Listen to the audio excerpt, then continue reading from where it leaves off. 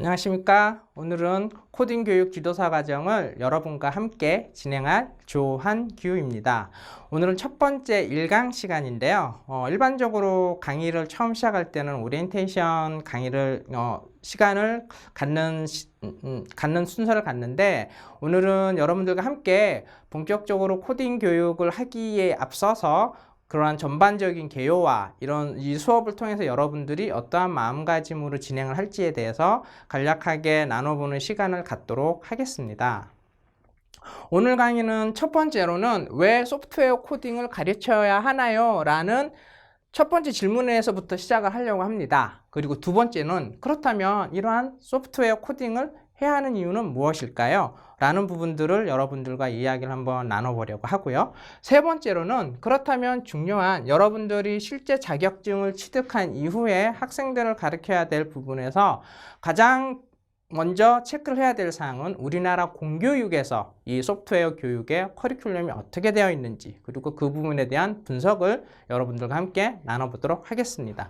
그리고 마지막으로는 제대로 된 소프트웨어 교육이라는 주제를 가지고 아이들의 앞에서 이 소프트웨어 교육을 하는 교육자로서의 마인드는 어떤 부분을 가져야 할지에 대해서 이야기를 나눠보도록 하겠습니다.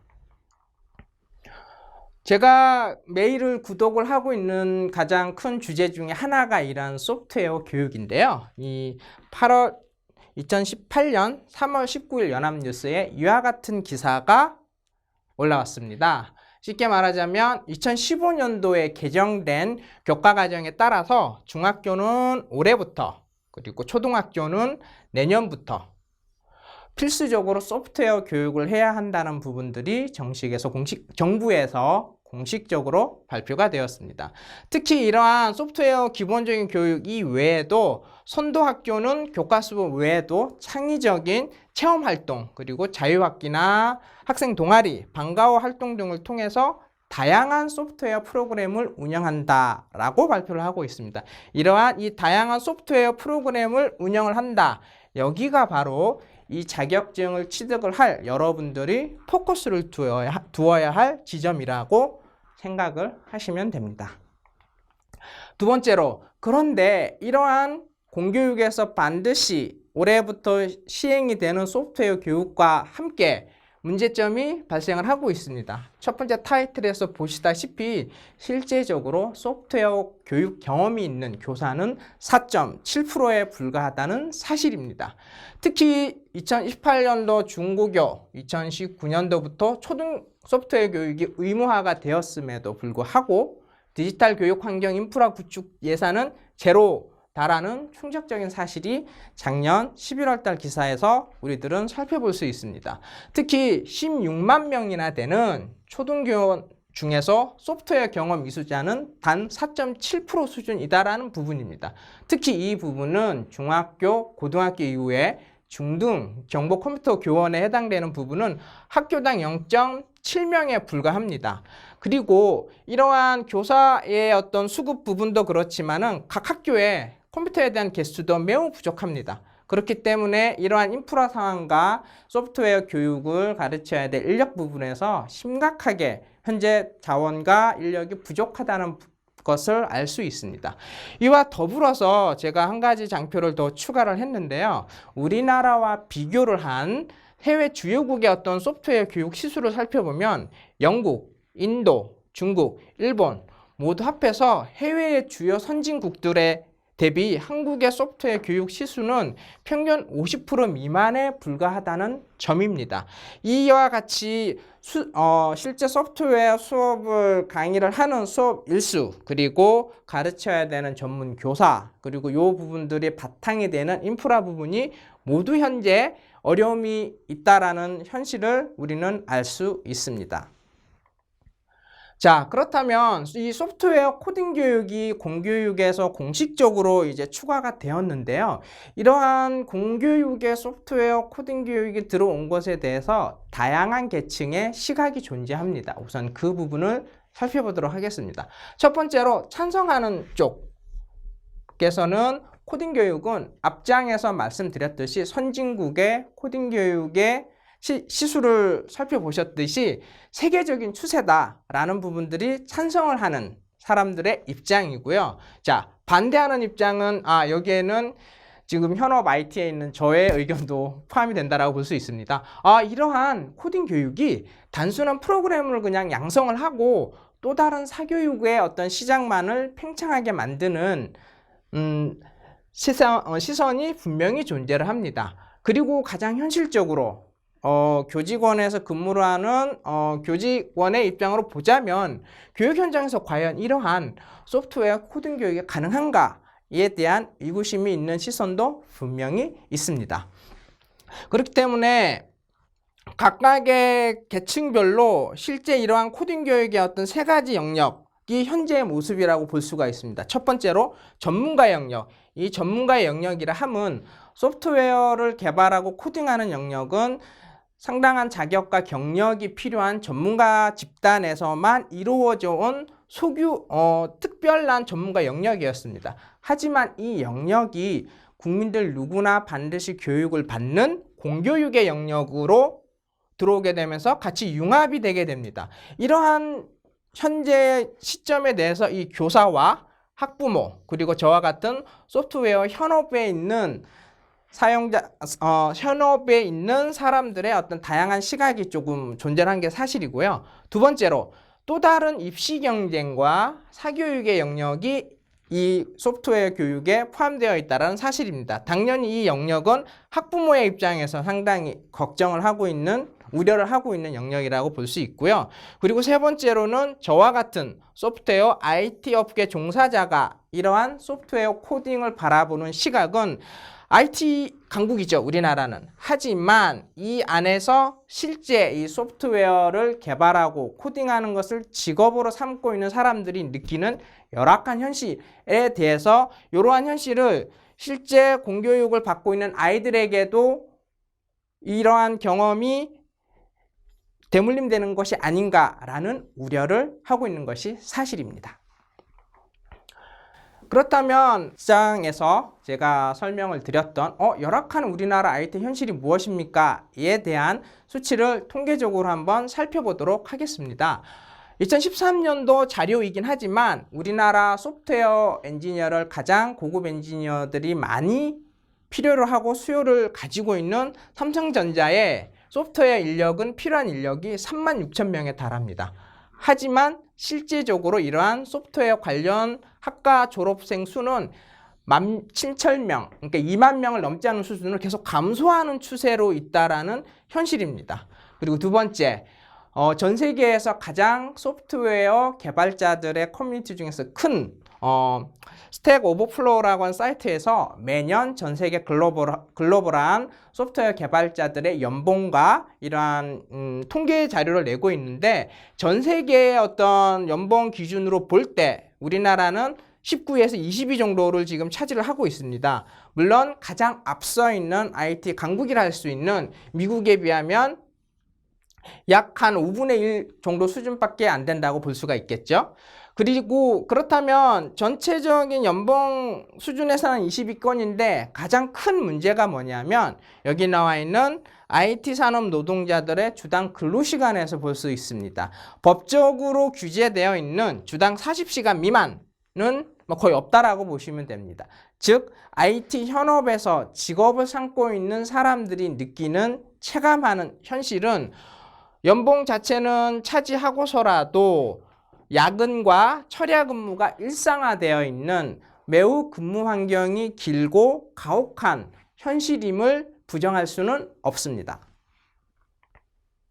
자, 그렇다면 이러한 현실의 문제를 이제 넘어서 이제 실제적으로 컴퓨터 교육, 아이들에게 가르치는 컴퓨터 교육이 과연 어떠한 영역으로 분포되어 있는지에 대해서 설명을 드리도록 하겠습니다. 크게 컴퓨터 교육은 컴퓨터 활용 교육과 컴퓨터 과학 교육으로 나눌 수 있습니다. 컴퓨터 활용 교육을 살펴보자면 이 부분은 여러분들도 흔히 알고 있는 익숙한 교육이라고 보시면 됩니다. 교육의 목표는 컴퓨터에 대한 이해, 그리고 컴퓨터를 이용한 활용 분야에 대해서 탐색을 하고 이러한 탐색과 조작을 하기 위한 조작 능력을 향상시키는 데 목표가 있습니다.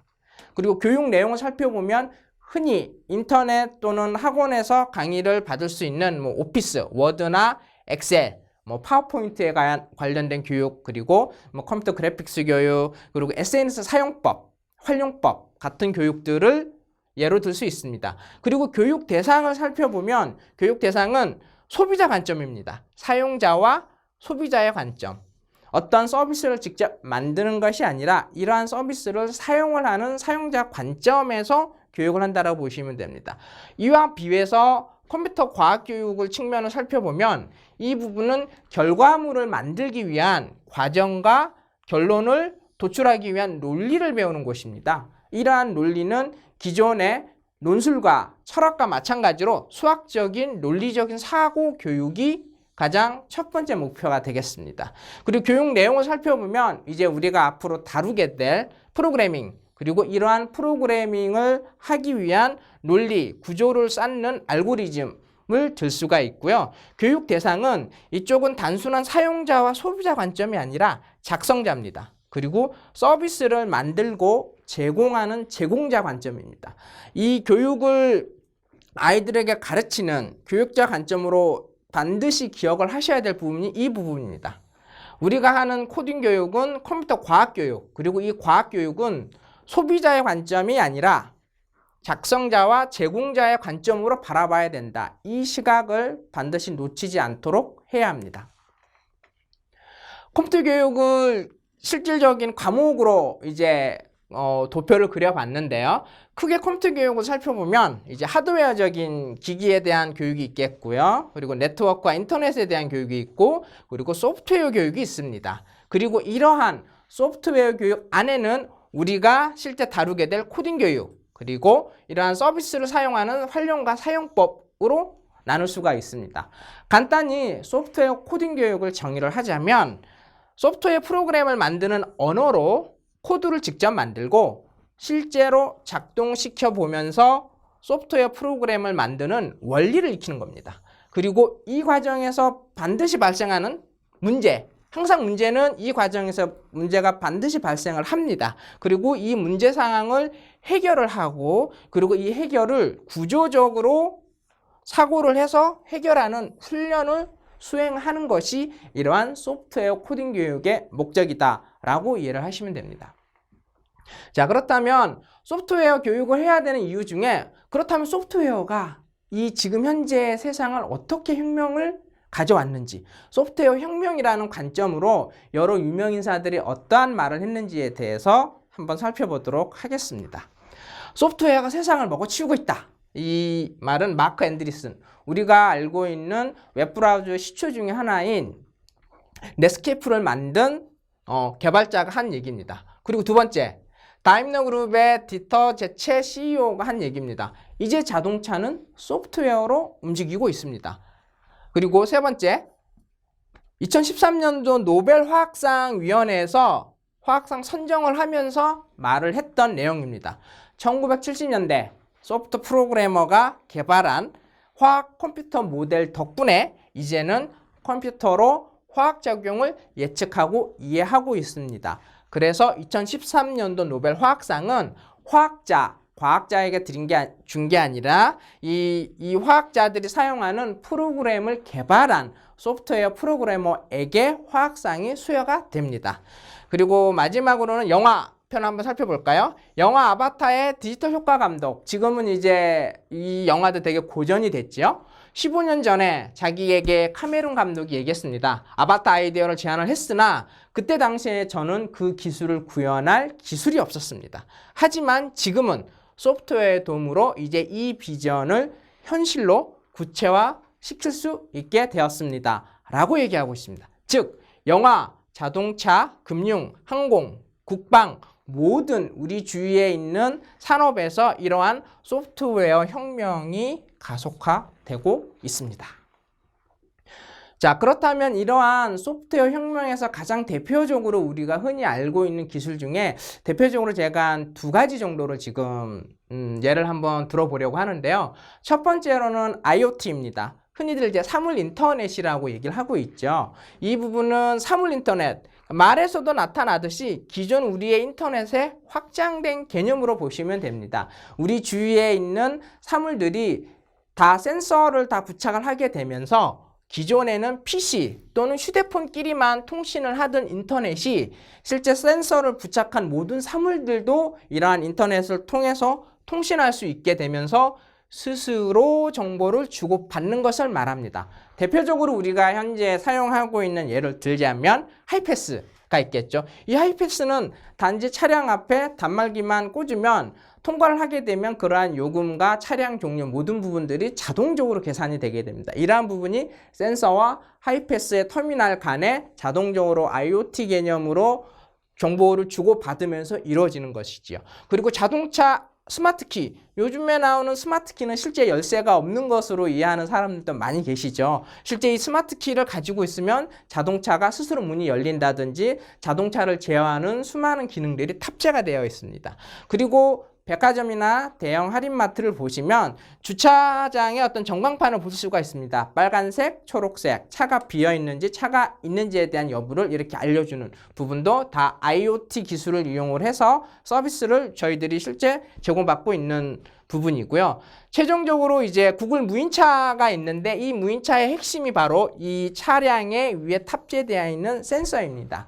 즉 차량이 스스로 사람의 개입 없이 운전이 되기 위해서는 이러한 센서를 통해서 주변 사물을 인식을 하고 판단을 할 수 있는 정보를 주고받을 수 있는 IoT의 대표적인 기술이 들어가 있는 예라고 할 수 있습니다.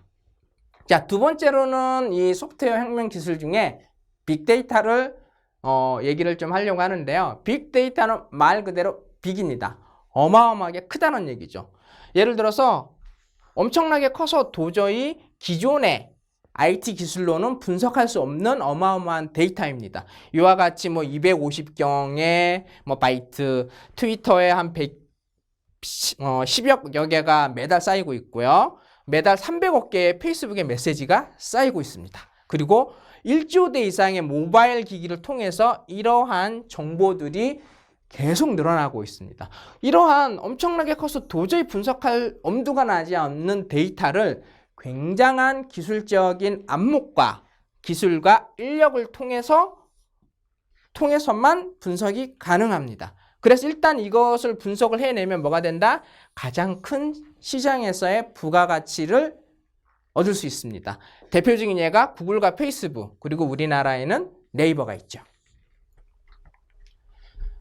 빅데이터의 간단한 예를 잠깐 살펴볼 텐데요. 이 그림은 제가 20년간 찍었던 한 4만여 장의 디지털 사진을 구글 서비스에 올린 것입니다. 그럼 이 구글 서비스는 빅데이터의 플랫폼 위에서 제가 올린 4만여 장의 사진을 모두 이렇게 분석을 합니다. 이건 제가 그룹핑을 하거나 이렇게 사람을 인식을 하는 게 아니고 구글에서 빅데이터를 이용을 해서 빅데이터와 이를 기반한 인공지능을 이용을 해서 이와 같은 결과물, 서비스를 고객에게 제공을 하고 있습니다. 두 번째로 빅데이터의 가장 대표적인 예가 번역 서비스를 들 수가 있는데요. 이 번역 서비스는 예전부터 알고 계신 분들도 계시고 이 번역의 품질이 상당히 낮다라고 오해를 하시는 분들도 계신데 지금 작년 기준으로 해서 이러한 빅데이터와 인공지능의 결합에 대해서 네이버와 구글의 번역 서비스의 품질이 어마어마하게 향상이 됐습니다. 제가 주로 보고 있는 어떤 기술적인 문서는 초벌 번역이 이 번역 서비스를 통해서 모두 가능할 정도의 수준으로 올라왔습니다. 그렇다면 소프트웨어 혁명의 신기술에는 제가 말씀드린 빅데이터와 사물 인터넷을 제외한 수많은 신기술과 기기들이 있습니다. 이 모든 부분들을 전부 다 알아야 할까요? 가만 생각을 한번 해보시죠. 20년 전에 저희들은 삐삐와 공중전화가 있었던 시절이었습니다. 하지만 지금의 모습을 상상하기는 불가능했죠. 하지만 10년 후의 아이들의 세상은 어떨까요? 지금과는 완전히 다른 세계가 됩니다. 우리가 상상할 수 없을 정도. 그렇다면 이러한 아이들에게 우리는 어떠한 가치를 심어줄 수 있을까요? 디지털 네이티브라고 하는 말이 있습니다. 2001년도 미국의 교육학자 마크 프렌스키가 얘기했던 부분인데 개인용 컴퓨터, 휴대전화, 인터넷과 같은 디지털 환경을 태어나면서부터 생활하는 세대를 말합니다. 즉 이들에게, 이 디지털 네이티브에게 디지털 세상은 우리 같은 기존의 기성세대들이 바라보는 시각과는 완전히 다릅니다. 단순한 네트워크로 연결된 그냥 가상 공간이 아닙니다. 현실보다 더 솔직하게 자신을 드러내며 교류합니다. 그리고 스스로 정보를 만들고 공유를 하는 것이 이러한 디지털 네이티브들이 바라보는 디지털 세상입니다. 자, 그렇다면 이러한 디지털 네이티브들에게 이 교육 과정을 이수하는 여러분들은 무엇을 알려주어야 할까요? 이 부분은 이게 일상적인 다른 과정에서는 조금 쉽게 보기는 어려운 부분인데 제가 간단히 설명을 드리겠습니다. 인터넷과 네트워크상에는 어린이들을 유괴하는 수많은 웹페이지와 동영상이 존재합니다. 이 유괴라는 것은 실질적으로 물리적인 유괴가 아니라 유혹을 한다라는 개념을 알아들으시면 되고요. 그리고 선정적인 문구와 광고, 그 다음에 이러한 어마어마한 정보를 받아들이고 분별할 수 있는가? 그리고 현실과 달리 이러한 디지털 세계에서의 디지털 네이티브 세대들에게 부모가 통제할 수 있는 영역이 매우 한계가 있습니다. 왜냐하면 부모가 잘 몰라요.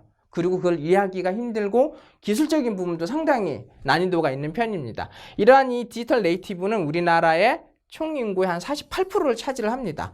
자, 그렇다면 이러한 디지털 시대에 맞는 교육, 즉 코딩 교육을 넘어서는 시각을 이 교육 과정을 듣는 여러분들은 아이들에게 전달을 해 주셨으면 합니다. 그렇다면 이러한 개인정보, 여기서 제가 여러분들이 알려드려야 될 사항 중에 가장 대표적으로 예를 든다면 개인정보를 어떻게 안전하게 다룰 것인가, 그리고 다른 사람의 디지털 콘텐츠를 지적재산권을 침해하지 않고 이용하는 방법, 그리고 폭력, 음란, 차별을 조장하는 왜곡된 콘텐츠를 어떻게 필터링을 할 것이냐, 이러한 부분이 단순히 코딩을 해서 결과물을 만들어내는 코딩 교육을 넘어서서 아이들에게 반드시 여러분들이 제공하고 보여줘야 할 가치라고 생각합니다.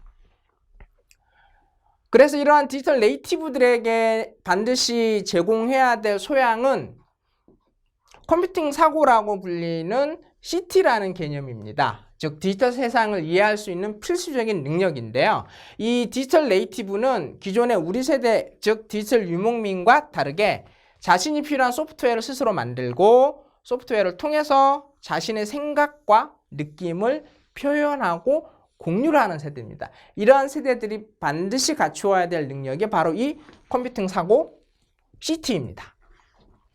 CT를 살펴보면 단순히 이 CT는 기존에 있었던 컴퓨터 과학자들이 국한되었던 것이 아니라 모든 사람들이 읽기, 쓰기, 세마기와 마찬가지로 디지털 세상을 살아가는 근본적인 능력이라고 이야기하고 있습니다.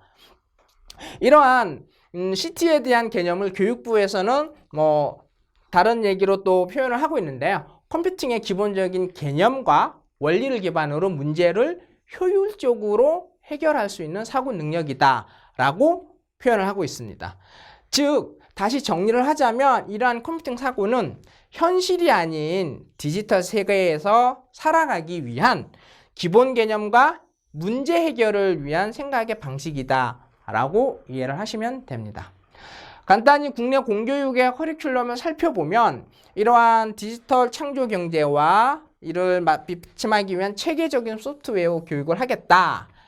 초등 5, 6학년에서는 놀이 중심, 그리고 중고등학교에서는 실생활 문제들을 실생활에 대한 문제를 효율적으로 해결하는 능력을 함양하는 것을 목표로 하고 있습니다. 그래서 이러한 공교육의 커리큘럼을 한번 분석을 해보면 긍정적인 부분은 다행히도 제가 앞서서 강조했던 디지털 세대들이 가져야 될 윤리의식에 대한 과정이 고등학교 과정이긴 하지만 포함되어 있다는 사실입니다. 두 번째로 초등학교의 경우는 조금 더 손쉽게 흥미를 가지고 아이들이 수업할 수 있는 주제와 도구 선정이 가능하다라는 부분이고요.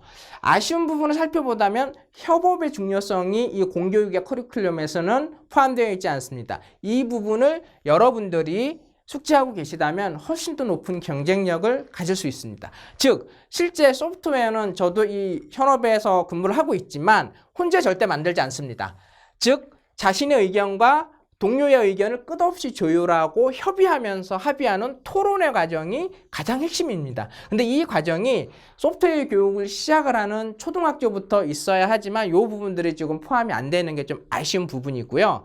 그리고 소프트웨어의 사용자가 아닌 제공자의 시각, 제가 최초에 말씀드렸죠. 이러한 개인정보 유출이나 윤리의식, 그리고 나의 소프트웨어를 사용을 하는 사람들에게 어떠한 가치를 심어줄 것인가 라는 부분이 조금 빠져있는 게 좀 아쉬운 부분이라고 할 수가 있겠습니다. 그래서 마지막으로 여러분들이 이 과정을 통해서 아이들의 앞에 섰을 때 저는 이 한마디를 아이들에게 들을 수 있다면 저는 성공적이라고 봅니다. 선생님, 코딩이 재밌어요. 이 말을 듣기 위해서 여러분들이 이것만은 지켜주었으면 합니다.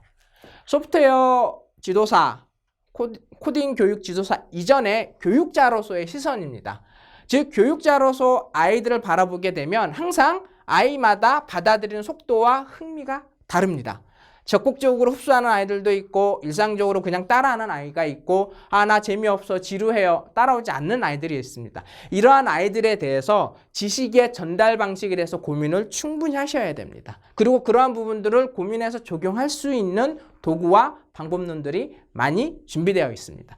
그리고 가장 중요한 부분은 소프트웨어를 만드는 재미, 이 부분입니다. 이 과정을 통해서 자격증을 취득을 하신다면 여러분들은 우선 아이보다 먼저 이 소프트웨어를 만드는 게 너무 재밌어 라는 재미를 느끼신다면 아이들과 충분히 호흡하면서 더 많은 경력을 쌓을 수 있다라고 저는 생각을 합니다. 특히 이제 앞으로 배우게 될 스크래치라는 도구를 단지 동영상을 통해서 눈으로만 보는 것이 아니라 스스로 여러분들이 고민하고 해결하면서 느끼는 그런 기쁨, 희열을 반드시 여러분 스스로 경험을 하셔야 됩니다. 이러한 경험이 있다면 이걸 가지고 아이들과 소통, 전달해 줄 수가 있습니다. 그리고 이걸 통해서 선생님 해결했어요 라는 흥분에 쌓인 아이들을 만날 수가 있고 이러한 아이들을 상상을 하면서 본 프로그램을 수강을 하셨으면 합니다. 네, 이것으로 1차 수업을 종료하도록 하겠습니다. 감사합니다.